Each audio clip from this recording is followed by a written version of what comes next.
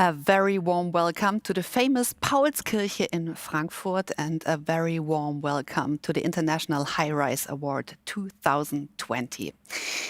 Tonight we are here to honor some of the world's greatest architects and developers of high-rise buildings over 100 meters. Since its joint initiation in 2003 by the City of Frankfurt, Deutsches Architekturmuseum and DekaBank, the International Highrise Award has been bestowed 8 times. Tonight, the 9th winner will be announced here in this really incredible building. The Paulskirche has always stood as a symbol of freedom, of peace and of democracy. It serves, particularly in these trying times, as an important reminder why these things should never be taken for granted, and so remains the ideal place to host this ceremony. Yeah, 2020 has been, and unfortunately remains, to put it delicately, an interesting and challenging year for all of us. A year in which more than ever before we understood the importance of having a place to feel safe. So I'd suggest let's celebrate these brilliant people who design buildings that make us feel safe and at home. Buildings that are sustainable, buildings that intelligently combine the outside and the inside and promote socially responsible planning processes.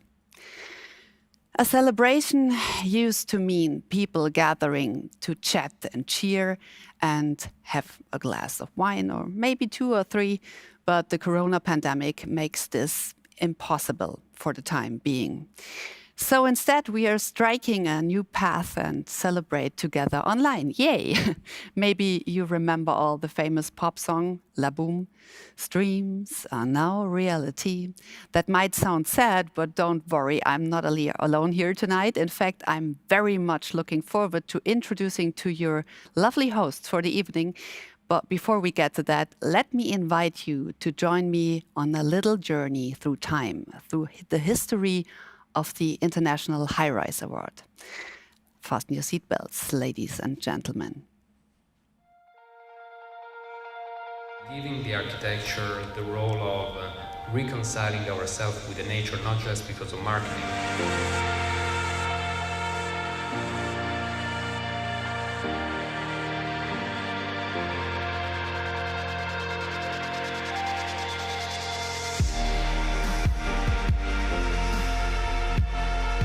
Dieser Preis schafft es immer wieder, die Entwicklungen des Hochhausbaus weltweit abzubilden.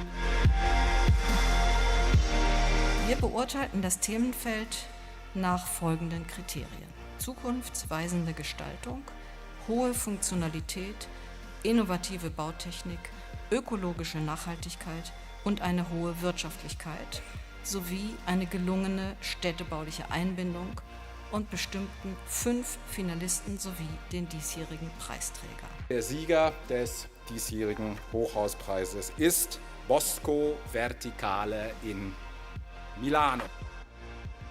Uncanny ability to generate life and to host, even in the most polluted and congested cities in the world's of the living space.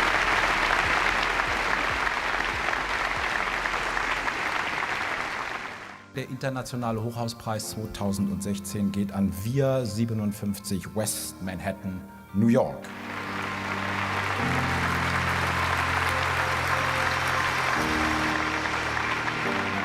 I'm especially excited to be receiving this award here in Frankfurt, also known as Manhattan. Of course, I would very much like to express my gratitude to the jury, to the City of Frankfurt, to Deka. Der Internationale Hochhauspreis 2018 geht an den Torre Reforma in Mexico City.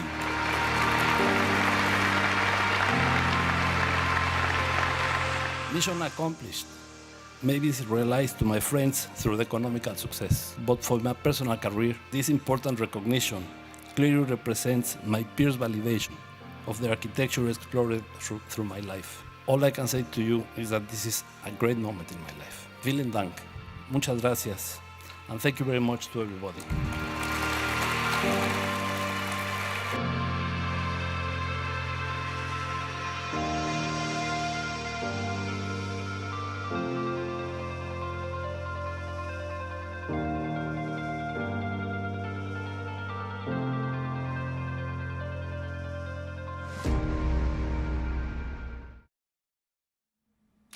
Incredible. People really sitting next to each other and even touching each other. What fabulous memories. But let's leave nostalgia behind for now and return to our evening, as it is time to welcome your wonderful and lovely hosts for tonight. Deputy Mayor in charge of culture of the City of Frankfurt and International Highrise Award jury member. Please welcome Dr. Heatherwick. Hello. Nice to have you here. Thank you very much. And next, I'm delighted to introduce you to Dr. Matthias Danne, Executive Vice President of DekaBank. Great to have you here as well. And last but not least, the fabulous director of Deutsches Architekturmuseum, curator, architect, International Highrise Award jury member, Peter Katschola-Schmal. Thank you all for being the hosts tonight. And I say, let's talk about the award a little bit. Ladies first, Frau Dr. Heatherwick. I have actually two questions in one. What is the significance of this award and why is it awarded here in the city of Frankfurt? I think it was a genius idea to create this award here in Frankfurt. And why is it so? It's a good place to for self-reflection on high-rises. I mean, in Germany, you only have one city with such a skyline than in Frankfurt. It's here. Yeah. And we are really proud to host this award here in the Paulskirche in Frankfurt. It's, as you mentioned it, the place of the first democratic parliament in Germany in 1848. It was constituted here. So it's a good place to celebrate this prize, which talks the language of the future more than of the tradition. And what is so impressive in Frankfurt, I think, is the juxtaposition of old European structures of the town with this modern architectural language of high-rises, and this makes Frankfurt so specific. And I think it's the right place to celebrate this prize. In the last 16 years, the skyline changed a lot. It's more dense, it's more global, and all the questions which are important when we think about the future role of high-rises in big cities, we think about it here. So it's the right place to celebrate this wonderful award. Absolutely. So you've just said it's a juxtaposition. People love it to live in a modern yet traditional city. So what role do high-rise buildings play for the identity and the culture of the city?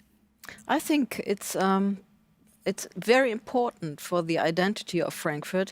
People here in Frankfurt are used to live with these high-rise buildings, and they love it. It's, as I mentioned, it's the proximity of old and modern structures. It's normal here. It's not an exception like in other German cities. So perhaps we are the most global city in Germany, but the special thing for Europe is this proximity of old and modern structures, which you don't find in America or in the Asian world.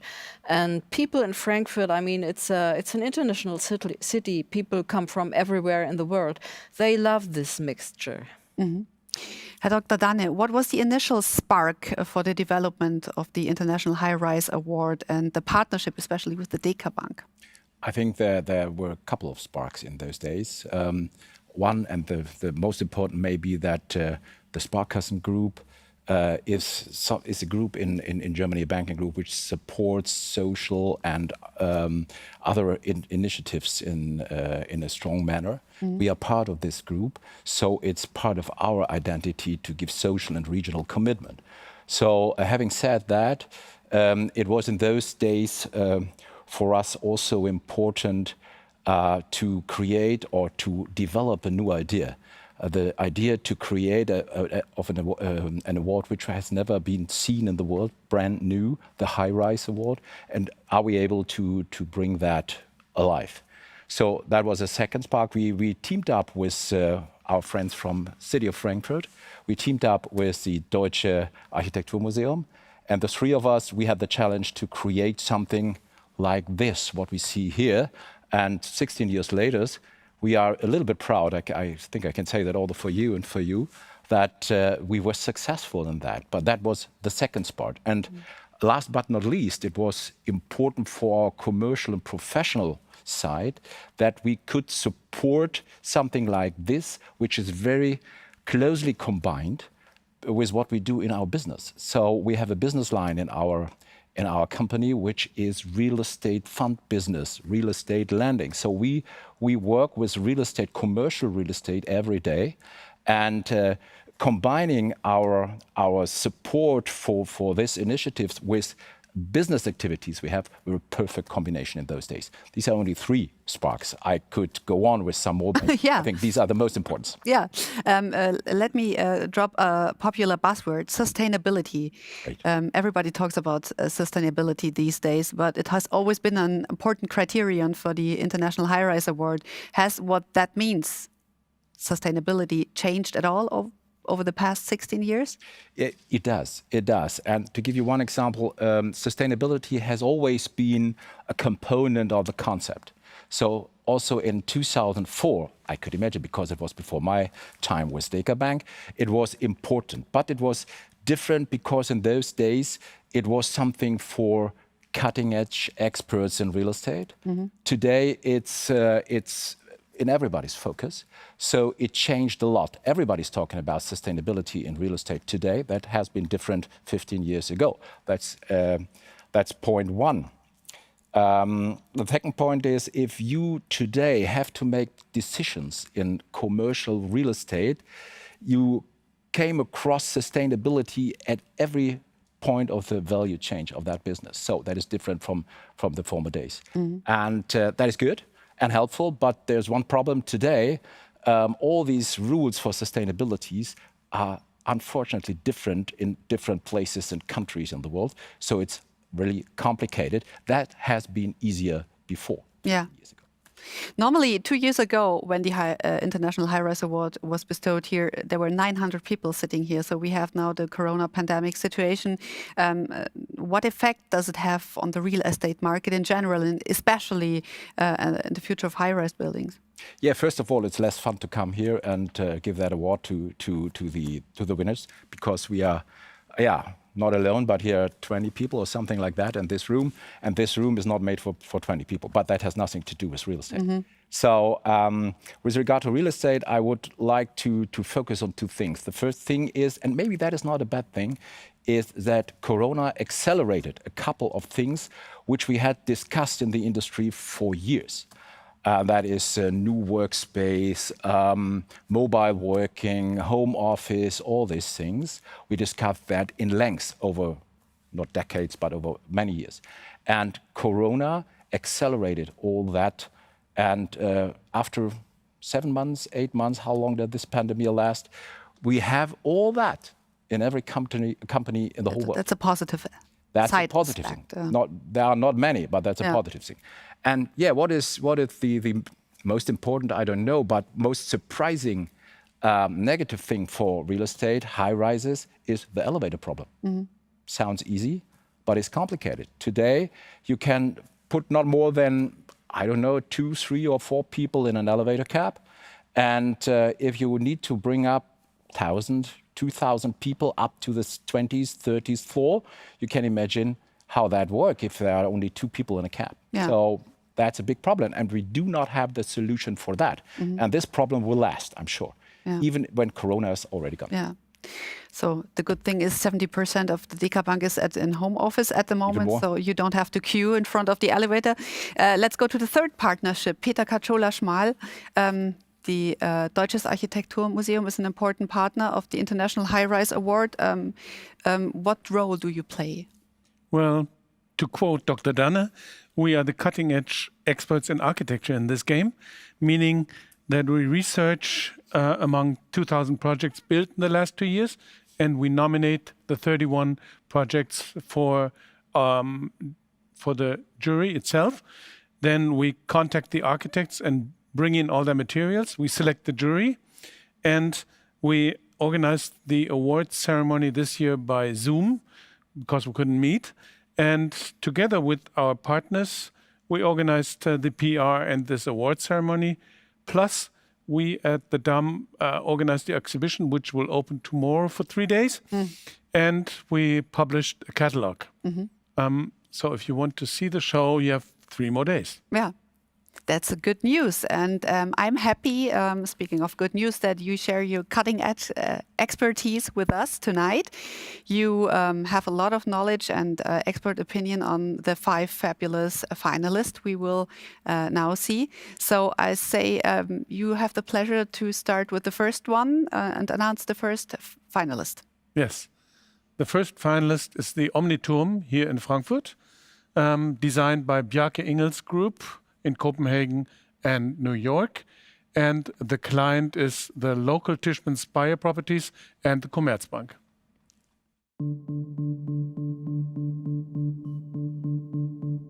Hi, I'm Bjarke Ingels.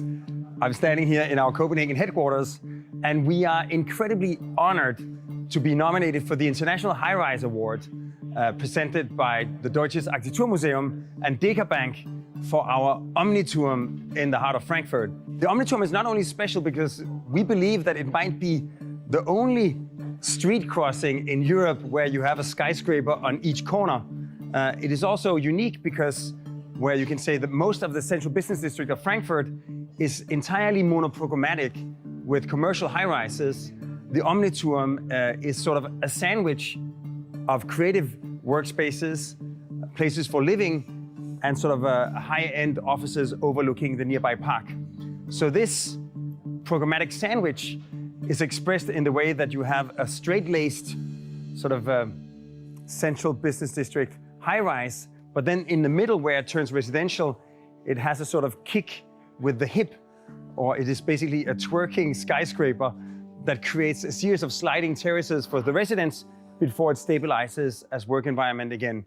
And this kind of very simple idea that is a pure expression of the programmatic requirements, creating terraces for the restaurants on the lower levels, terraces for the residents, and straightforward workspace for all of the people working there, ends up defining the architectural sort of identity. So you can say where a typical skyscraper might have various kinds of sort of architectural decor, in the case of the Omni Tomb, it's very sort of diverse, programmatic, mixed-use character that ends up sort of prescribing the entire silhouette on the Frankfurt skyline. The first and maybe one and only twerking finalist, the Omni Tomb in Frankfurt. Now that we are very much in private, Frau Dr. Hartwig, here in the Paulskirche, you can confess, do you hope a little bit that the nominee from your hometown will win tonight, the Omni Tomb? Sure. But I must say it's already an honor to be under the 5 finalists. And this is really an exciting, elegant building. And which is so fascinating is that there are apartments in it and offices.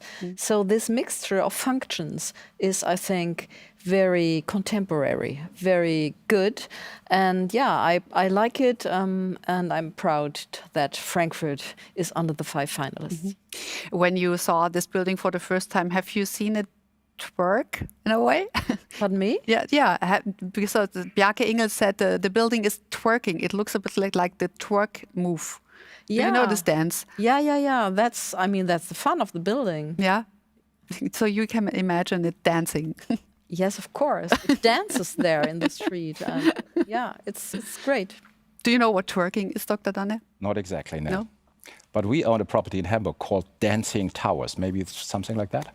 Yeah, it's a little bit more, it's about the hips. Okay. So, you know the Omni Tomb very well, Dr. Danne? Because you spent some time during construction work there with the architect Bjarke Ingels in 2016. Can you share some of your impressions from that time with us? Yeah, but in those days I was not able to tour the tower with Bjarke because it was only a site. But we had the opportunity to talk about his concept 2 hours before the celebration here in Paulskirche in 2016, and we toured the site, and he explained me what he thought about how to build this tower, and I need to read it up. He explained to me what he intended to do. It was inner city hybrid use concept. Oh, that sounds complicated. I confess I didn't understand what that was in those days. But earlier this week, I had the opportunity to tour that tower again with the people from Tishman, the developers, and with one of the big tenants I'm familiar with. And I was really impressed. And now I understand better what he means with his concept. It is nicely designed. It is very efficient. It has a great sustainability in terms of high-rise buildings. And it has breathtaking views. And the last point is I'm a big Manhattan fan. Some people know that. And if you stand there, for example, in a corner of the 20th floor, and you look down Neue Mainzer Straße, with these three other high-rises on the corner of the junction, you get the feeling you're on 6th Avenue in Manhattan. The only missing thing is the yellow caps. So that's great. And I've never seen that before in Frankfurt or in another city in Europe. So yes, I'm very fascinated by that tower. Yeah, it's nice in a town where you're not allowed to travel. You feel a little bit like in Manhattan. That's here a good at point. Yeah, it's an important point. Mr. Schmal, I'd suggest let's proceed to the second finalist. The second finalist is not from New York, but from Beijing, China. It's the Lisa Soho by Zaha Hadid Architects from London, and the local client is Soho China Limited. Zaha Hadid are very proud to be finalist in the International Highrise Award with our Lisa Soho project. It's a new landmark on an urban hub condition, and the main feature, of course, here is the mega atrium. So we hollowed out that tower, a 200-meter tower, 45 stories, delivering a 200-meter plus mega atrium because it also dives down a number of levels. So what is unique here is that this atrium is also connected up to the urban spaces. There's a big urban window allowing views to the outside into the urban fabric and also inviting views in. The whole point is intervisibility, inter-awareness within the building, within a cluster of buildings. So to bring that project and that idea into a new tower, the last bastion of something which is serial, usually the core would segment off the different floors from each other, and even on the floor, the core would be usually an obstacle for communicating across the floor. So to take the core out, or split it up into smaller elements and then open up the cross levels, the interconnection, the intervisibility is the main feature here. The other beautiful aspect and challenge is the facade. There's an enormous elegance and simplicity to the appearance of the building, but the building's geometry is rather complex. The particular idea here is we have these shingles. They also allow ventilation to come in at the edge, and then these shingles flatten out as we come to the big urban window, and they become a kind of pure glass surface. And an additional feature is this movement of the urban cut, which gives a beautiful dynamism, and again is about tilting floors into view when you look up, when you look down, because this is a cluster of firms and small firms. Usually Soho, small home office, brings together startup companies, hundreds and thousands of smaller entities into their buildings. And that's what the purpose of this building is, and I think it will serve its purpose well. Really, it's really an astonishing building, really breathtaking, Herr Schmal. I really like it. It's almost more a sculpture than a building in a way, isn't it? It is. And Patrick Schumacher did it again. Yes, they built it. It's really done. It's 200 meters high, and this atrium is something we have never seen before. But what I really like about this building is that it's not the headquarters of a big corporate company, but it's the home of small offices, home offices, meaning small and medium-sized tenants, hundreds of them in this building. Yeah. So we have something like a big anthill in Beijing on the highway close to the new airport. Yeah, close to it. And I heard that it's the tallest atrium in the world. Yeah, wouldn't be allowed here. Yeah, it's really amazing, yeah. So I'd say let's proceed with the third finalist. I'm curious what will be next. The third finalist is the Stratford in London, UK, by Skidmore, Owings Merrill, SOM in London. And the client is the local Manhattan Loft Corporation. We are here in Stratford, home to the 2012 London Olympics. And behind me is the Stratford, which is in the heart of the Queen Elizabeth Park, a 500-acre public space with leisure facilities, as well as high-speed rail links. I think this building is really a testament of how we can actually put high-density development in the city and really think about the people who are going to occupy and use this building. We're very proud to take you through a tour, so welcome. The building is located in Stratford, home of the 2012 Olympics and one of the capital's most dynamic and well-connected new metropolitan centers. The Stratford has become a powerful symbol of the area's growing importance, providing a new focus for the community and its social life. In creating the building, the team of architects and engineers focused on the idea of a vertical community. It would promote social interaction and reflect on the area's diversity. These carved-out spaces have been uniquely engineered double cantilevers, allowing 3 sky gardens to be necklaced up the building that residents can meet and interact. The ground floor lobby, along with the 3 communal sky gardens, are dispersed throughout the height of the tower, providing a range of experiences, from the active terrace above the hotel on level 7 to the more tranquil and contemplative spaces on level 25 and 36 at the top of the building.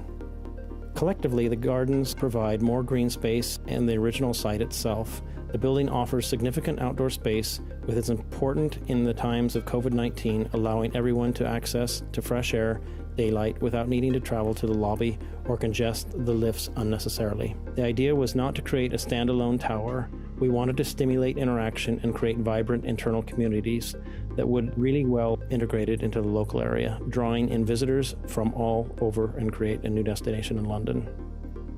The Stratford plays a pivotal role in the regeneration of East London.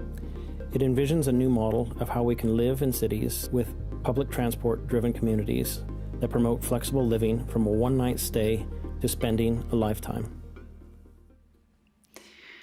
A vertical community with sky gardens in the east of London. So this is very astonishing as well. So let's have a good look on the third finalist, Dr. Danne. This seems to be a very special mixed-use project. What do you think about this mix and this spatial setup especially? Yeah, it seems to be. A strange thing is, in these strange times, I wasn't able to see it personally. Mm-hmm. So I was not even in the position to make a drive-by inspection or something like that. It's only 1 flight hour away, but we can't do that at the moment. So I'm talking a little bit like many people in these days of a desktop analysis I made.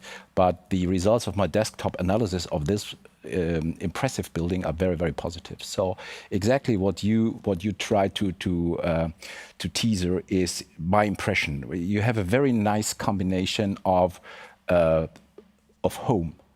You have 3 parks in your buildings, or at least 3 gardens, which are very nicely decorated. You have great hospitality in that building. There is a hotel, there are restaurants and things like that. In a location which is with regard to public transportation, perfect.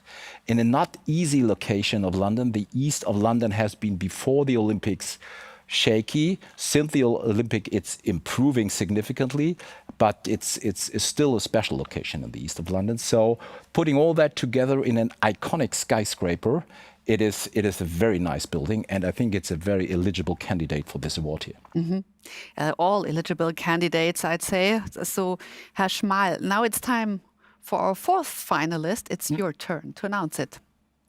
Yes, the 4th finalist is in Stockholm, Sweden, the Norra Turden, by the Architects Office for Metropolitan Architecture, OMA, from Rotterdam, Netherlands, and by the local client, Oscar Properties. When we arrived on the scene in 2012, there was by the city architect already a very strongly defined building envelope that we had to stick to. We tried to stick to it and at the same time disobey it. The way we did that was that essentially the vertical segmentation of the building, we added a horizontal segmentation to the building that generates this kind of beehive appearance of the building, which looks in nothing like the envelope we were prescribed, which is very interesting. And we simply did that by taking the even and the odd floors and mirroring them, simply rotating every other floor so that there is an alternating rhythm of living rooms with a very, very large unobstructed view onto the city and loggias immediately adjacent. Clearly, such a simple move allowed the building almost entirely to be prefabricated, both in terms of structure and in terms of facade, to actually make the building of a very, very limited number of elements, which we assembled and which we assembled to become the building. The building was built with an immense speed, almost a floor every 6 days, which also has made this a building for a very reasonable budget. The color of the building is very much in keeping with the color of the neighborhood, either brick buildings or stucco buildings. But our buildings are concrete, which we deliberately colored as though the concrete is brick. Here the towers with the entry road into the center of Stockholm, and here the view from the other direction where they flank the motorway. So they're both part of the modern and of the historical context of Stockholm. Number 4, the Nordic finalist, Norra Tornen in Stockholm. And somehow the Swedes always seem to be one step ahead of anybody else in a way. For Dr. Heatherwick, I love this double tower, and I've read that there are amenities and you can book via an app, a sauna, for example. So what enchanted you about this building? It's just great, I think. It's how we will live in future. I think it will be more and more important to build high rises with apartments in it, because we need apartments in the big cities. So it's a future model, I think. And then I adore the manner how the tradition of Scandinavian architectural language is integrated in this building. When I was a child, I often traveled with my parents to Scandinavia, and I saw these huge windows and this tradition of good light and openness and equality. The Scandinavian societies tend to be equal. They have this ideal of being equal, and I see this realized in this wonderful high-rise building. So I'm really fascinated by it. Yeah, absolutely. You can sit next to the window, and even when there's not that bright outside, you have enough light in your apartment. That's a beautiful thing. So, Herr Schmal, this was really beautiful. I'm curious which candidate will be next. Well, another beautiful one. The 5th and the last finalist is the Eden in Singapore, by Heatherwick architects from London, and the local clients are Swire Properties and Celestial Fortune. We work best when we're collaborating with our commissioners. So we've grown this project, and in turn that project we hope will be the greenest residential set of apartments in Singapore. The geometry of a living space inspires how people come together. So this design that was developed, that we have a section of the model of, which was just based on making a series of these blades that are planted in the garden on our site. And in between is sort of stitched together these planters. That's all you see. And then the glass is all set back. So the actual mass is hidden within a truly three-dimensional facade. Part of the typical residential apartment is the balconies, which are kind of plugged on the outside. So the building is planned out, and then balconies are kind of stuck on the outside of that. They're not really used. People don't go out there. They don't go out there because there isn't anything out there, but also they don't go out there because everyone looks at you and you're exposed. You'll notice our balconies are protected by the building itself. So when you're out there, you don't feel like you're exposed on all sides. You are protected in some way. There's also a real intent to create pockets of intimacy. We could have designed one big balcony, but we've intentionally scaled them down, so there's actually 3. And we think with the way that's orchestrated, with how the planting is distributed, it creates these moments of real intimacy where you're surrounded by nature. Rather than having just 2 aspects with the ability to open, our project has 3. you suddenly got movement because there's breezes working through the building itself. There's an indoor and outdoor living potential. More than ever, we understand that the true integration of nature into your life is key to our mental health.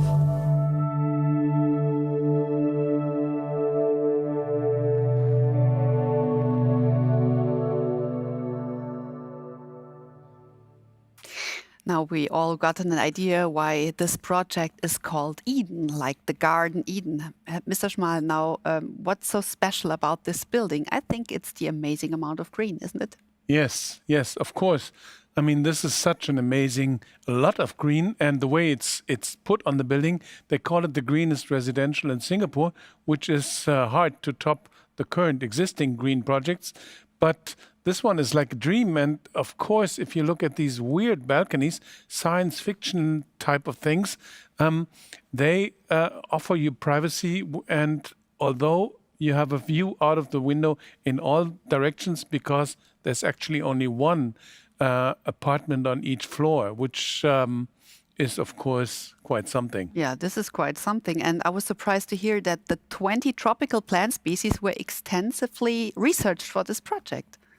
Yes, but in Singapore, you can stick a piece of wood into the ground, it will grow. So these were really special plants for this special type of apartments.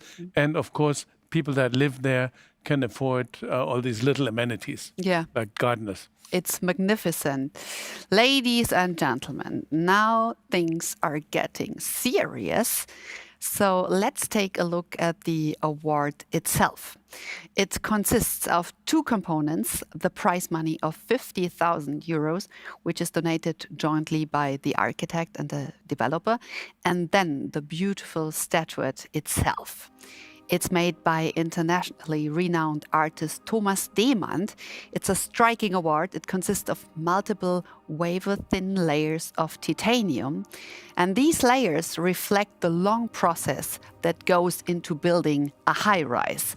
A lot of ideas, a lot of plans, many concept presentations, data, contracts, lists of claims, agreements, and meetings. It's a tower of documents. It's really an incredible statue, and I would love to have it on my mantelpiece. Unfortunately, I don't even have a mantelpiece. So the question is, who will win this wonderful work of art? It is now time to find out which renowned team will be taking it home. And it's the turn of Dr. Danne. He already has the golden envelope full of magic, and it's your honor to announce the Highrise Award winner 2020, Dr. Danne. Thank you very much. Ladies and gentlemen, I think we come now to the most emotional moment of this whole celebration. I have to look who the winner is, and wow, the winner is Norra Tornen in Stockholm, Sweden, by OMA, architects from Rotterdam, and Oscar Properties. Congratulations.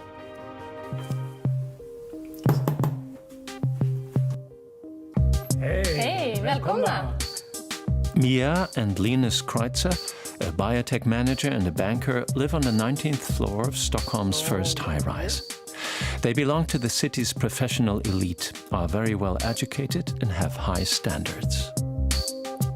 Just an amazing view. Everyone's like, wow. I think it's a quite exciting architecture that you don't get anywhere else here in Stockholm. Norra Tornen, Northern Towers. Innovation stands 125 meters tall. Its twin helix somewhat shorter. Architecture in Lego look. Precast concrete elements, hundreds of bay windows and recessed terraces lend an encapsulated honeycomb appearance to the building and its 320 apartments. For Oskar Engelbert, the developer, there are only advantages using prefabricated elements. As a developer, you have to think about sustainability. I also think that you have to be in front edge in terms of prefabricated. Let's not forget that these towers are made from prefabrication. So that's why we were able to build them so fast. One story a week, in winter too. That is less expensive because it's quicker. And it makes the architects happy as well. Rainier de Graaf is one of Rem Koolhaar's partners. He explains the structural principle behind the building. So the fact that it's very repetitive, for instance, allows us to make a building with quite a lot of facade surface, quite a lot of plasticity, deep balconies, very large windows. It allows us to engage in a certain luxury, even in the smaller apartments. The towers are reminiscent of the legendary Habitat 67 apartment building in Montreal. Is brutalism the subtle charm of the concrete slab making a comeback? I take it as a great compliment when people compare Norra Tornen to the Habitat. Even though it's 50 years old, I think that project is also enduringly popular. For a long time, Sweden was considered a prime example of an egalitarian society with evenly distributed wealth. Does this imposing towering structure reflect a social change?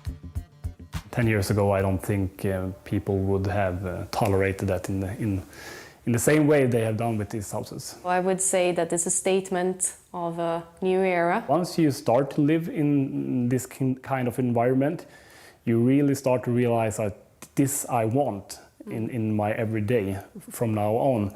So I think the demand will get quite higher on this kind of lifestyle living. By contrast, the architect believes that Norra Tornen celebrates equality and adds, I've on occasion referred to this building as Plattenbau, which of course it is, but we do use a limited number of elements, which I think places this building nicely in the Scandinavian tradition of modernism with a human face. And Oscar Engelbert, the go-getting project developer, puts his faith in fresh momentum for his old city. I think that Stockholm needs to have more variety in the new buildings. So what I want to see is some ugly, some good-looking buildings. I want to have emotions when you look at the buildings that are being made, but I don't want everything to look the same. For 800 years, gateways and twin towers have defined Stockholm's districts, created access and identity. But the Norra Tornen just scream out change. The new Stockholm is evolving on what was once a dismal area of industrial wasteland. Chic, hip and sought after, but not by speculators.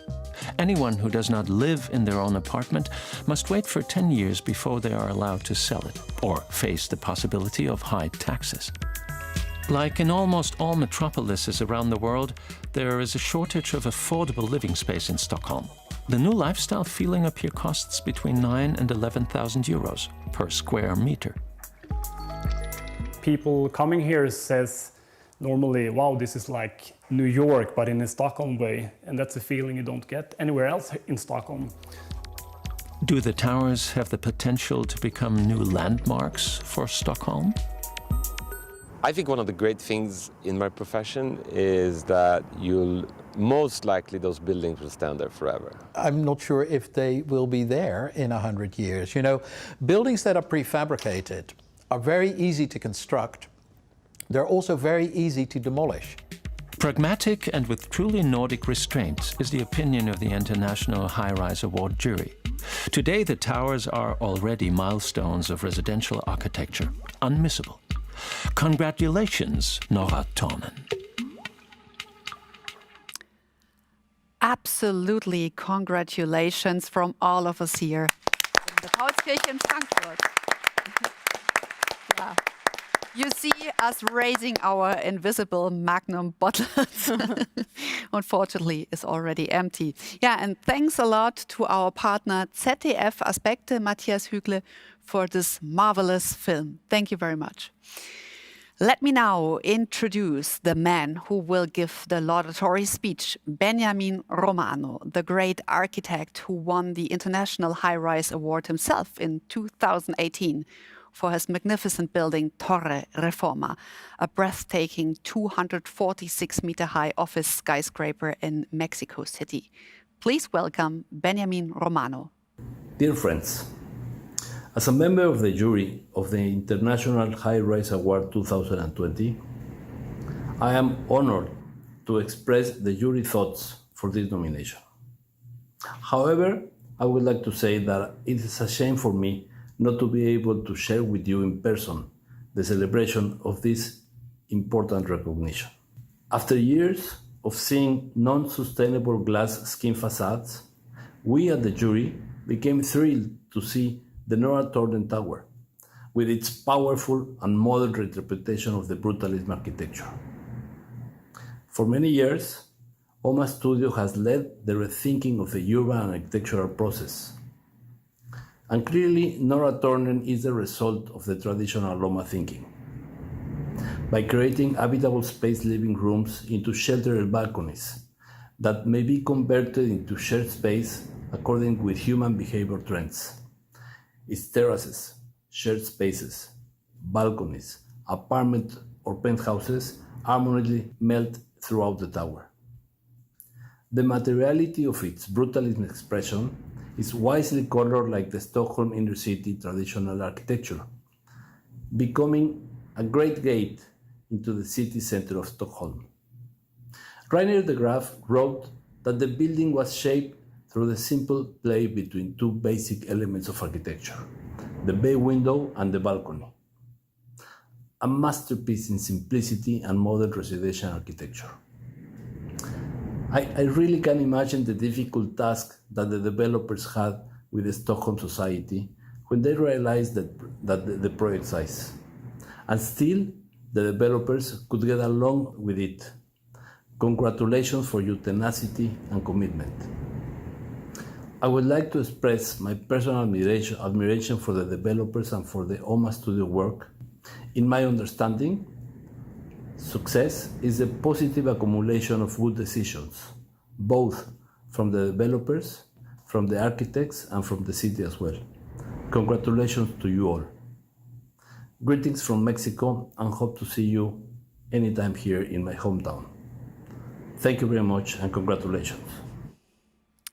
Greetings to Mexico and thanks to Benjamin Romano. Please say hello to the beach from us.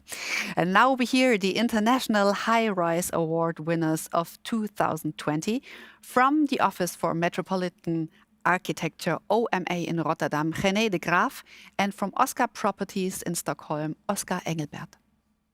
I'm very happy Nora Turden has won the International Highrise Award from the Deutsches Architekturmuseum, so big thank you for that. We won this award, of course, together with our client, Oscar Properties, a Swedish developer whom I know is every bit as happy as we are. In all honesty, the award comes a bit unexpected, because I personally never thought of these buildings as high rises. They're very different from the usual idea of a high rise. They're not monumental, they're domestic, their aesthetic is informal, and they embrace variety more than they embrace repetition. However, now that we have won the Highrise Award, I'm certainly not going to object to their labeling as high rises. We're very, very happy, so big thank you from our side. Thank you for this fantastic prize, getting the International Highrise Award, which in my view is the most prestigious prize in this category. Is a big, big reward for my whole team and all the hours and years that we've been putting into these projects right now. 2 towers are there, and just by getting this prize, it was all worth the while. So a huge thank you and have a great evening. Yeah, thank you very much. I hope you enjoy your party night in Rotterdam and in Stockholm. I hope you can able to have one, yeah. And as we just heard, the prize money of €50,000 will be donated to the Dutch experimental think tank Archis. Congratulations as well. I hope you party hard as well. Yeah, I'd say thank you all here in Paulskirche. Frau Dr. Ina Hartwig, thank you very much for being here. Dr. Matthias Danne, thank you very much. Pleasure. And of course, thank you very much, Peter Katschola-Schmal. Yeah, and thank you very much to the invisible audience on the internet. We all think that you look very handsome. And talking of looking fantastic, I say we've seen fantastic projects tonight and high-rise buildings, and I hope and I'm sure this will be a great inspiration for the next International Highrise Award. We do hope to see you all happy and healthy, and above all, face-to-face in 2021. Take care of yourself and your loved ones, your families. we say bye-bye from Paulskirche.